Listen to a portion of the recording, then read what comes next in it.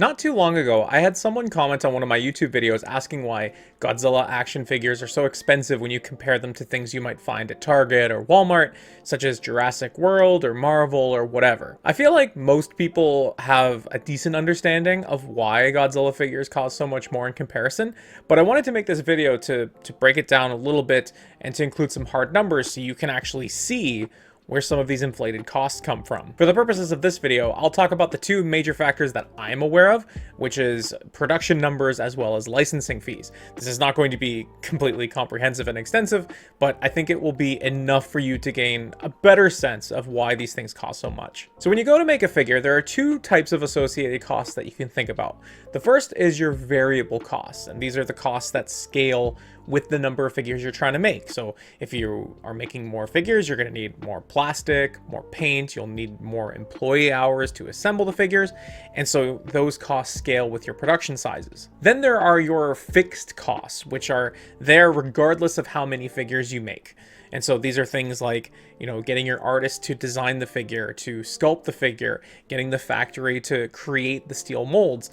No matter how many figures you make, you're always going to have to pay those costs. Now, when you go to make the figure, you can think about it as a way of trying to recoup the costs that you're putting into making the figure. And one sort of convention that people use is that you should always be trying to double your money. So if something costs me $5 to make, I should sell it for $10 because then I can use that $10 to make two more of the things, and you can kind of see how those numbers propagate through. So I'm going to switch over to my PowerPoint file that I've got here, and we can start laying down some actual hard and fast numbers. Since your variable costs depend on the number of figures that you're making, we can bake that price into the cost of the figure. So let's just say variable costs, we'll say plastic, paint, employee hours, etc.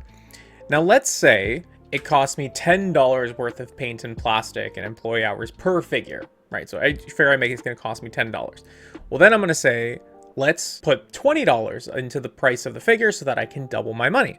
So we'll say $20 there, and we'll say $20 here. I'll use a couple of examples in just a second. The fixed costs are by far the more trickier part to figure out and are the largest influence on the price that you ultimately pay as the customer. It's also largely dependent on the popularity of the character that you're making and how many units you can sell. So let's say that my fixed costs, this is art, this is mold, sculpting, and then we'll say molds.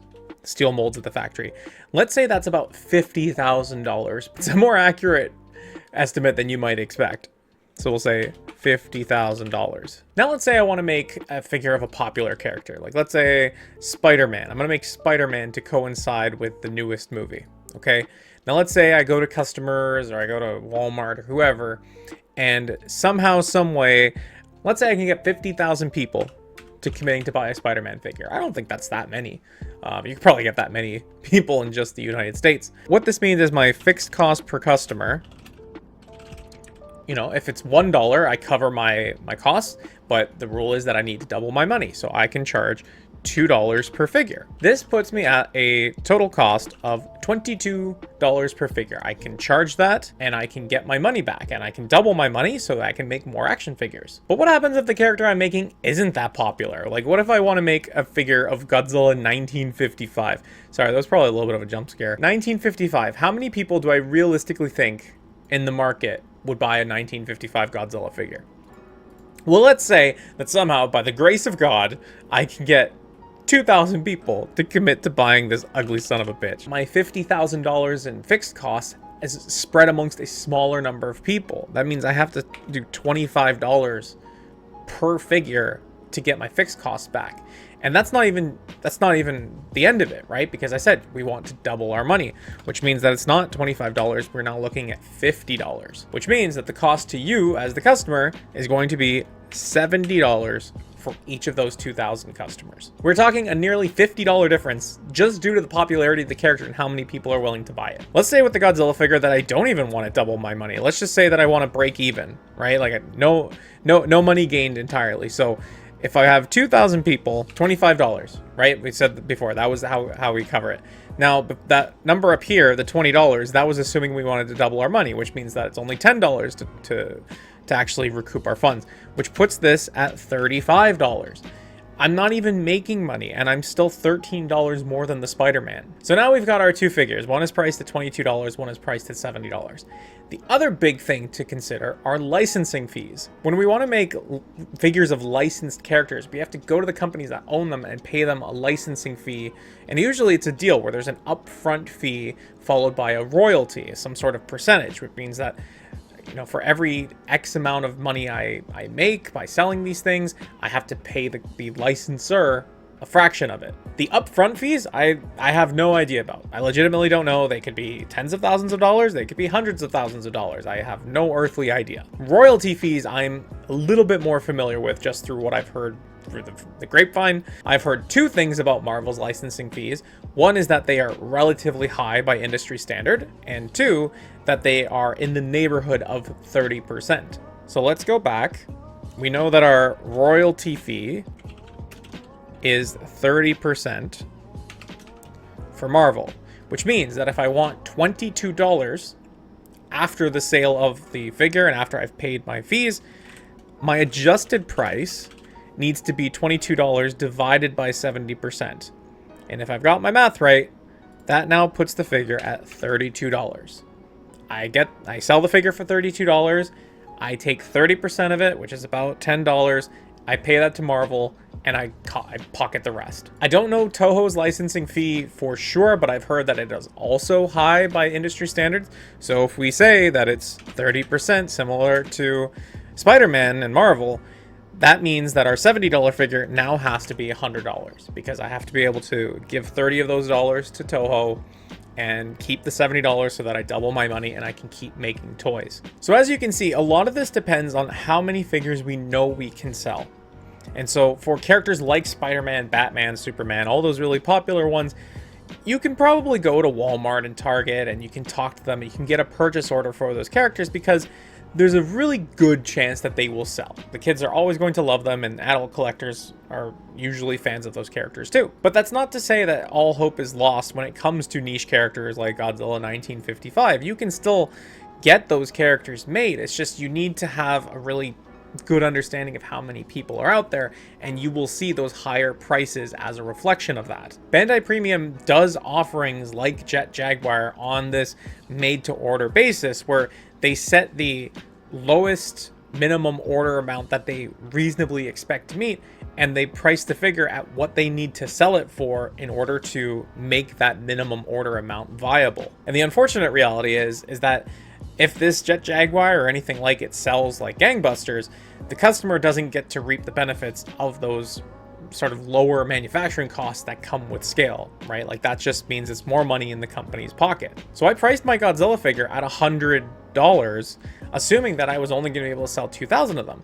If I sell 2,500 of them, those extra 500 copies, I'm recovering an extra $25 per figure, because the first 2,000 I was able to pay off my fixed costs. The rest of it is just money in my pocket. Super 7 does their Ultimates figures in the same sort of business model as Bandai Premium. They make them on a made-to-order basis. They start with the lowest number of folks that they anticipate will buy these things, and then they set the manufacturing price and the customer price to what would make that number of customers viable. But what about mold reuse, right? Like we see repaints, retools all the time.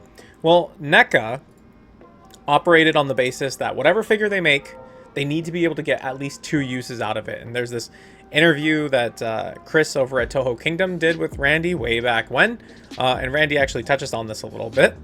Another factor is just because of all the tooling involved, we look at everyone as we need to have a dual purpose. Like it can't be one single use. We know that even if there's some new parts, we want to get at least 2 releases out of it. So whether it's like an atomic blast and a regular, or something that can double as like the video game version or the comic book version, basically want to be able to reuse or have common tooling that we're going to get more mileage out of. Right, and this is a really smart way to run your business, actually. In NECA's time with the license, they were able to get reuse out of most of their molds. I think that the ones that they didn't get to were 1962, 1964, They didn't get a second use out of their Rodan. They also didn't technically get a use out of their 2014 figure, but they sold so many of those that I doubt it really mattered. And some of their molds they were able to get 3 uses out of. Their Godzilla 2019 mold, there were 3 here.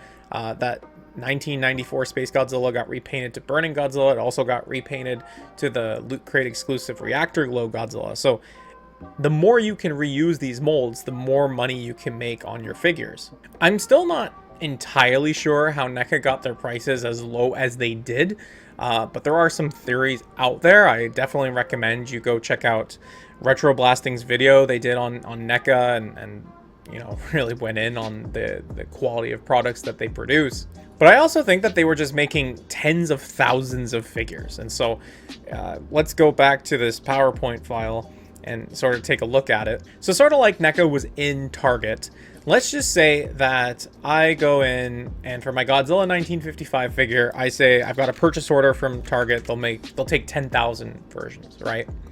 Now, in line with NECA's design philosophy, let's say I can get a second repaint that I can get another 10,000 uses of. So this means I'm going to reuse this for 20,000 figures. Well, 20,000 figures to share $50,000 in fixed costs.